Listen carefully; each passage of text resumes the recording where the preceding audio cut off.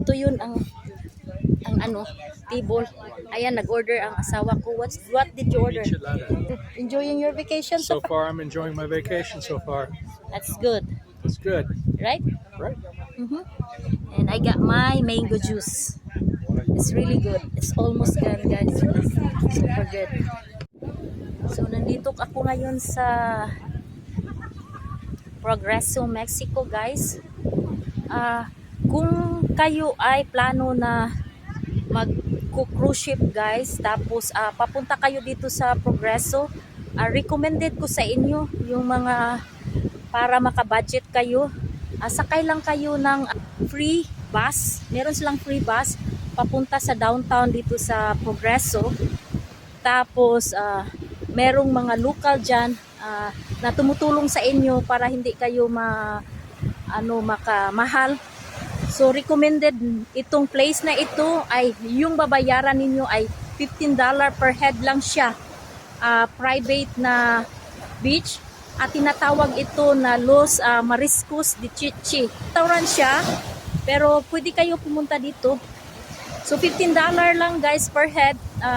Ihahatid ka kasama na lahat yung table, transportation. Maba kami sa ship ng 10 o'clock in the morning. Kailangan nakabalik na kami sa ship namin mga 4:30 in the afternoon para hindi ka maiwan ng ship. And enjoy namin yung bakasyon namin. Ito yun ang lugar papakita ko sa inyo, ha. Ang ganda talaga.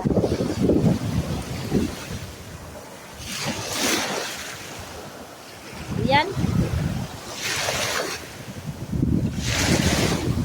Yan ang palibot. Tapos meron doon public beach. Tapos kung gusto ninyong kumuha ng umbrella tapos upuan, yung worth niya ay $40. Kumakain kami ng mango. Meron silang mango, lagyan ng tahin kasi wala namang shrimp dito. Sa atin shrimp ilalagay. Pero tahin, $5 ang worth niya. Tapos nag-order ako ng mango juice. Masarap yung mango juice nila dito. So yan, meron lang merong weeds dito. Tingnan niyo. So may weeds siya. Dagat. So sulitin na natin ang bakasyon kasi minsan nga work lang tayo ng work. Kailangan din mag-enjoy tayo. So babalik na kami sa Galveston ngayong hapon. So mostly sa Friday namin is at the sea. Tapos darating kami doon sa Galveston mga Saturday. Bababa na kami Saturday morning. So far so good yung bakasyon namin. Sulit talaga. So kaya mag-research kayo, guys. Kaya namin nalaman ang yung nag-own lang kami, own tour para maka-budget kayo. Kasi kung nagbayad kayo ng excursion, palaging nagmamadali.